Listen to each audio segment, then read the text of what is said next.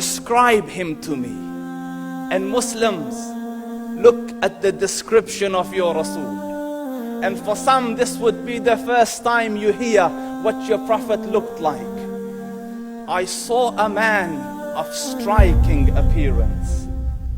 ظاهر الوضاء أبلج الوجه, radiant face, حسن الخلق, beautifully created.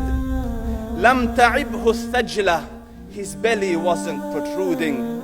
ولم تزر به السعلة, nor was his head disproportionate and small.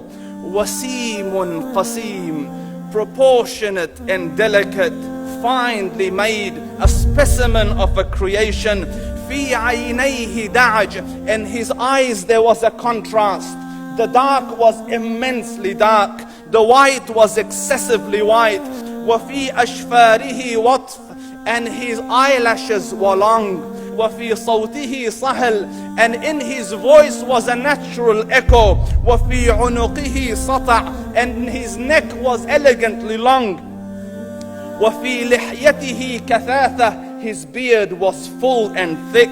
أزج أقرن, his eyebrows were arched, but they were not joined. It was separated. In summit فعليه الوقار, when he was silent, dignity covered him.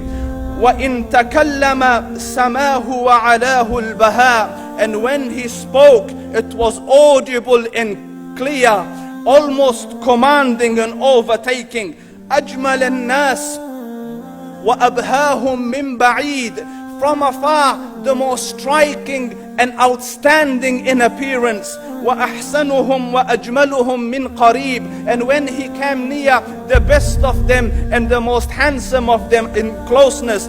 حلو المنطق, such an exalted and sweet level of logic.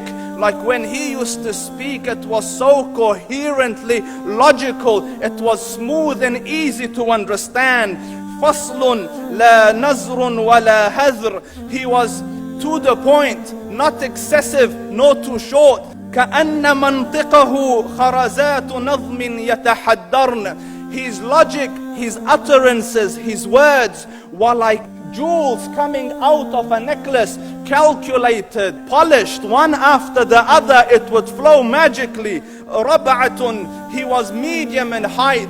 Your eye didn't have to strain to look up at him, nor was it tedious to look down at him. He was a comfortable sight to look at. له رفقاء يحفون به, he had friends, the people that were with him, they were working around him to try to serve and protect him.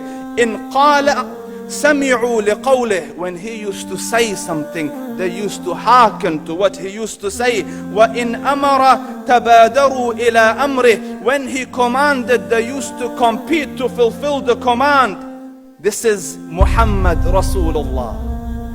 This is Muhammad Rasulullah. Anas ibn Malik says, he says, I came out one night, it was the full moon night.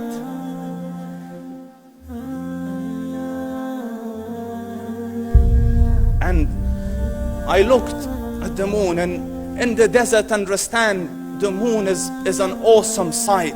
It is smooth, it is radiant, it is clear, it is gentle compared to the scorching sun at which they are used to. So the moon was the epitome of beauty. So he says, I came out at a full moon night and I looked at the moon and I saw it beautiful, handsome. So I said, let me go see if the moon is more handsome or my Prophet is more handsome. Let me see if that is more beautiful or the Prophet is more beautiful. So I went and I saw him standing afar. So I looked at his face and I looked at the moon, and I looked at his face and I looked at the moon, and I looked at his face and I looked at the moon, and he said, Wallahi, he was more handsome than the moon in its entirety. That is just the look of your Rasul. Aisha radiyallahu anha says, I was sewing with the needle, my needle dropped in the dark, I couldn't find it. I said, Ya Rasul, I can't find it. He moved his face close, and I swear, out of the radiance of his face, I found my needle. And the Prophet sallallahu alaihi wasallam was mind-bogglingly handsome, but his handsomeness was covered with waqar and jalal and hayba. The Sahaba say, when we used to sit at his feet, two feelings conflicting would come on the heart. The first one, you wanted to look at him. You wanted to behold the majesty of his face. And when you wanted to look up, shyness used to overtake you, so you used to look down. Amr ibn al-As says, I sat with him many times, but if you ask me to describe his face, I can't describe it. I wouldn't be able to look up to him ijlalan wa ta'zeeman. I couldn't look up at him. And that is why he didn't have the problems that Yusuf alayhi salam had. Because it was difficult to penetrate the awe and the splendor of the Rasul.